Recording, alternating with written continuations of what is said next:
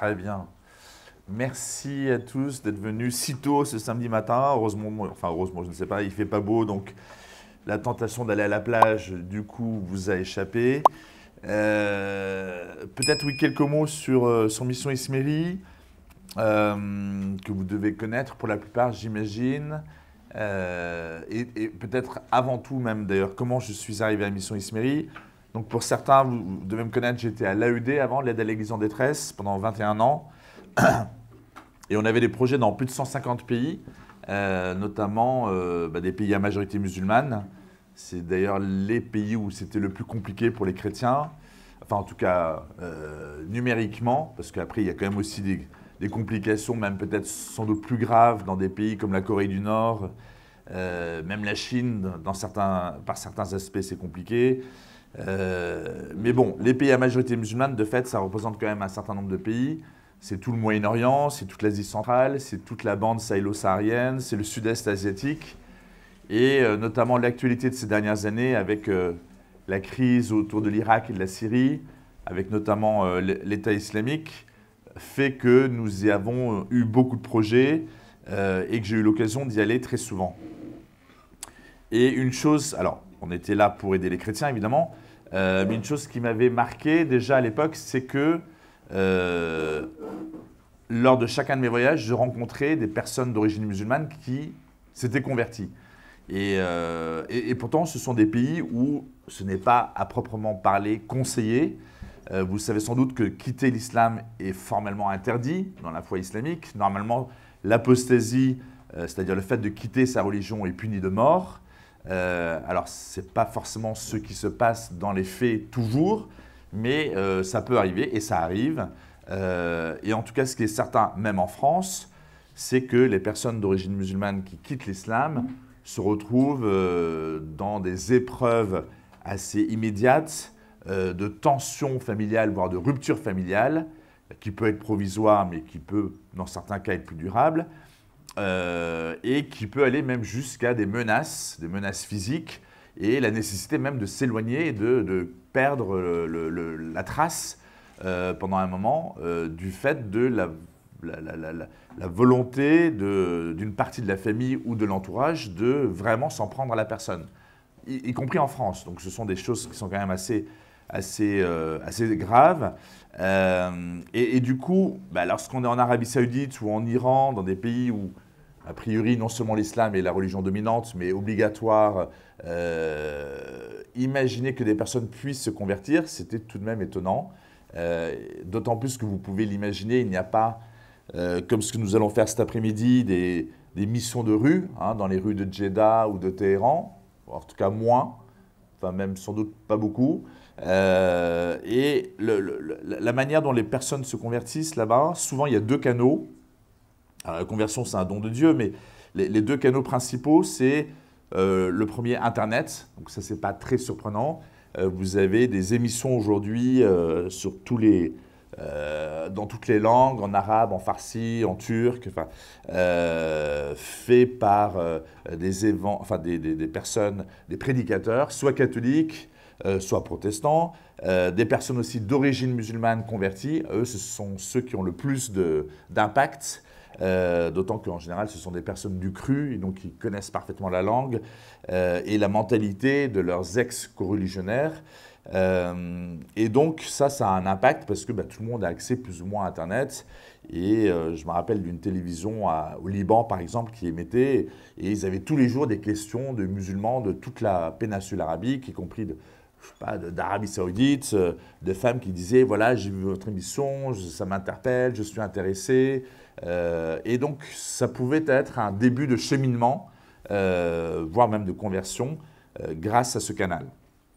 D'ailleurs, dans Mission Isméry, c'est un de nos principaux postes de développement aujourd'hui, c'est de pouvoir proposer du contenu sur Internet, parce que c'est le meilleur moyen de rejoindre les gens.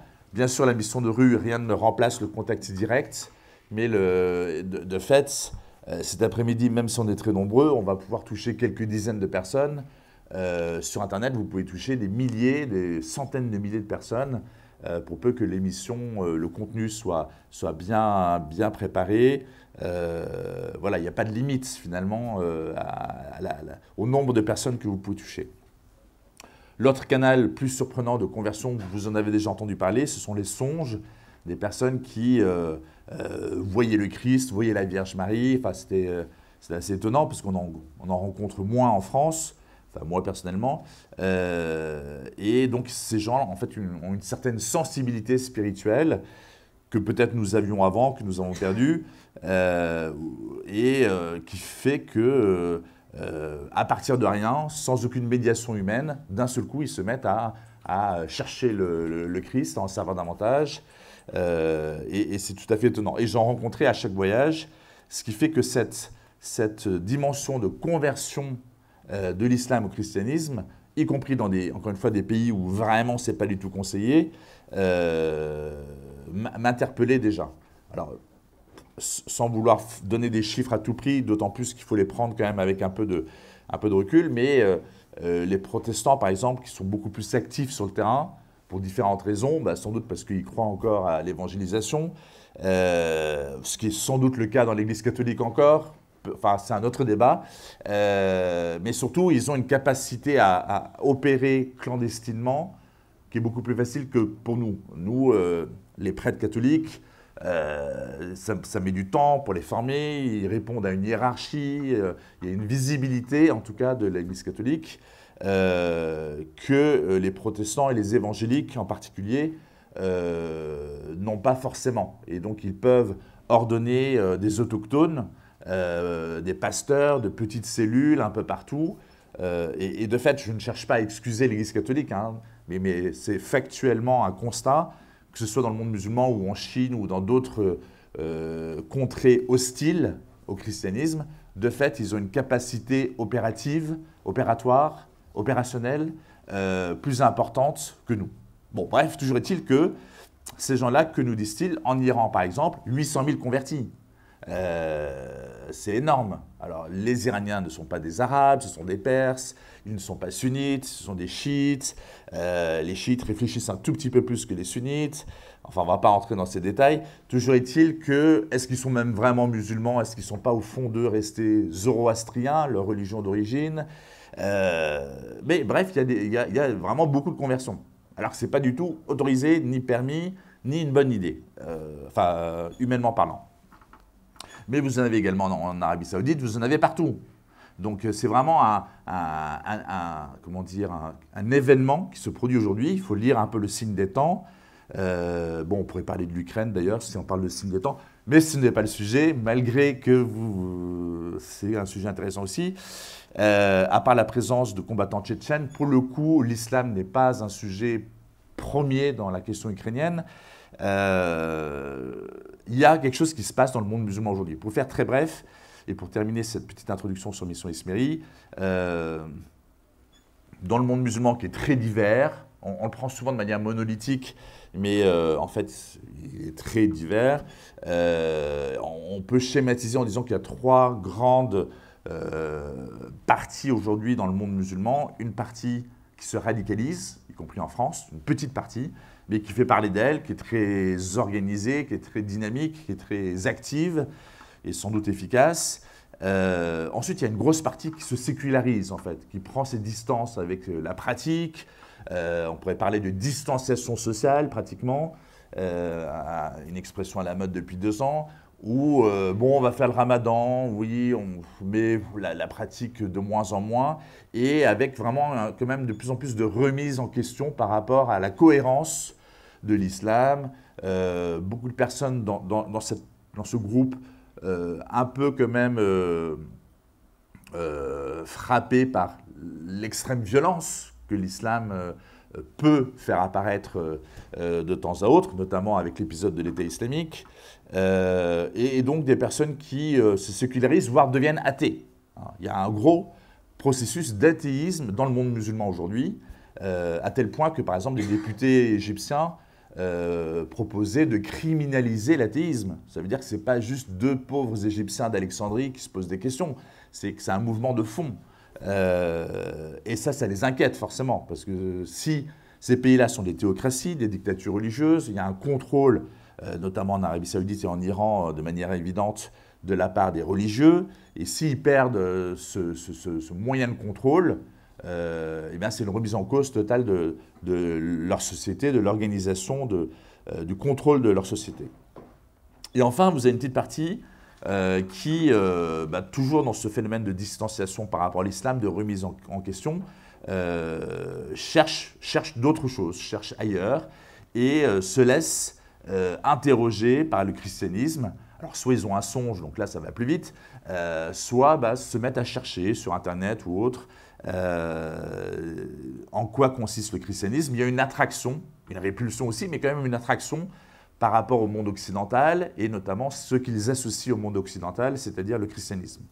Bref, il y a un mouvement de fond, y compris en France. Vous savez peut-être que 10% des baptêmes d'adultes dans l'Église catholique aujourd'hui sont déjà des musulmans, malgré le fait que l'Église catholique, pourtant, pour le moment, n'en fait pas une priorité. Chez les protestants, c'est beaucoup plus. Donc on pourrait imaginer qu'il pourrait y en avoir beaucoup plus. Et c'est pour ça que nous sommes là, pas pour faire du chiffre, mais simplement parce que si on est chrétien, on a sans doute envie de partager notre foi, ce trésor qui est le Christ, et on ne voit pas pourquoi les musulmans n'auraient pas le droit d'entendre parler du Christ. Pourquoi ce seraient les seuls qui n'auraient pas le droit d'en parler? Parce que l'Église catholique, elle met beaucoup l'accent sur le dialogue, et nous on est tout à fait d'accord. Pour annoncer l'évangile à un musulman, il faut bien sûr entrer en dialogue avec lui ou avec elle, avec cette personne, mais dans une optique d'annonce explicite. Mission Ismérie, donc au départ, ce n'est pas un programme idéologique, ça part d'un constat. Il y a des musulmans aujourd'hui qui cherchent le Christ, il y a des musulmans qui sont déjà aujourd'hui devenus chrétiens. Qu'est-ce qu'on fait pour les aider, premièrement? Comment est-ce qu'on les accompagne? Ensuite, la plupart disent quand même en France que c'est parce que quelqu'un leur a parlé du Christ un jour, parce que quelqu'un leur a donné une Bible. Donc comment est-ce qu'on annonce l'évangile aux musulmans? Et enfin, troisième pilier, la formation. Qu'est-ce que l'islam? Qu'est-ce que l'islam dit de lui-même? Et là, justement, la personne qui me suit, Annie Laurent, c'est un peu la spécialiste chez nous de cette question pour qu'il n'y ait pas d'amalgame, pas de confusion, pour bien qu'on sache de quoi cela retourne. Mission Ismérie regroupe plusieurs entités, les formes Jésus le Messie, c'est pour ça qu'on est là, clarifié justement, Dany Laurent, Mission Angélus, spécialisée dans l'évangélisation justement, mission de rue et formation à la mission. La formation à la mission, c'est justement un des points de cette journée, de ce programme, avec notamment les réponses aux objections. Pourquoi est-ce qu'il faut se former à la mission? N'importe quel missionnaire, il doit être un peu formé quand même si on est chrétien, eh bien, c'est le cœur qui doit parler. Mais pour les musulmans, peut-être plus que pour d'autres, quoique si on évangélise des bouddhistes ou des hindous, j'imagine qu'il faut être formé aussi.